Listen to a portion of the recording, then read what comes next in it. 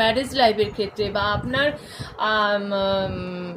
সেই রিলেশন যে প্রেমিক প্রেমিকা হবে তাই নয়, যার সাথেও রিলেশনশিপ, বন্ধু আত্মীয় স্বজন, যার সাথেও যা রিলেশন, যত যদি কোনো প্রবলেম হয়ে থাকে সেই প্রবলেম আমার উইথিন ফিউ মান্থের মধ্যে কিন্তু আপনার ঠিক হয়ে যাবে।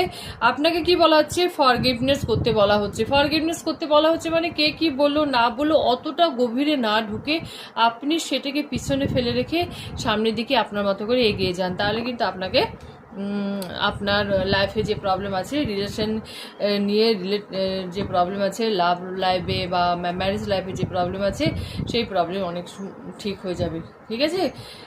কিছুটা শান্ত, কিছুটা এই মুহূর্তে বলে না আগুনের মধ্যে ঘি ঢাললে সেটা কি আগুন দাও দাও করে জ্বলে, ঠিক আছে না? তো যে আগুন জ্বলছে সেখানে আপনি কিছুটা শান্ত হয়ে থাকুন, তর্ক বিতর্ক না করে কিছুটা শান্ত হয়ে থাকুন, দেখুন। তারপরে যখন ঠিক হয়ে যাবে তখন আপনার প্রস্তাব আপনি রাখুন, অবশ্যই তার প্রবলেমের সলিউশন আপনি পেয়ে যাবেন এবং ঈশ্বরের কাছে আপনি অবশ্যই তার সলিউশন চাইতে পারেন। ভগবানের কাছে যে প্রবলেমে আপনি স্ট্রাক হয়ে আছেন, যে কোনো প্রবলেম ভগবানের কাছে স্যারেন্ডার করে দেবেন। অনেক সময় আমাদের মানুষের মধ্যে কিন্তু অতটা মাথায় বুদ্ধি কাজ করে না যে কী করব না করব, তাই না?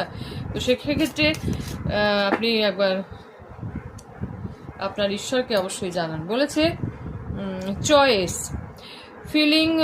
Feeling blocked and restriction. তো আপনাকে বলছে আপনার লাইফে যে চয়েস আছে, আপনি যদি কোনো সিচুয়েশন, সেটা আপনার চাকরি ক্ষেত্রে, পড়াশোনার ক্ষেত্রে, রিলেশনে, যেখানে আপনি ব্লক হয়ে আছেন, আপনি বুঝতে পারছেন না কি করবেন না করবেন, আপনি চয়েস করতে পারছেন না কি করবেন না করবেন, সেখানে বলছে সেখানে আপনাকে একটু শান্তভাবে থাকতে বলছে, একটু নিজেকে সময় দিতে বলছে।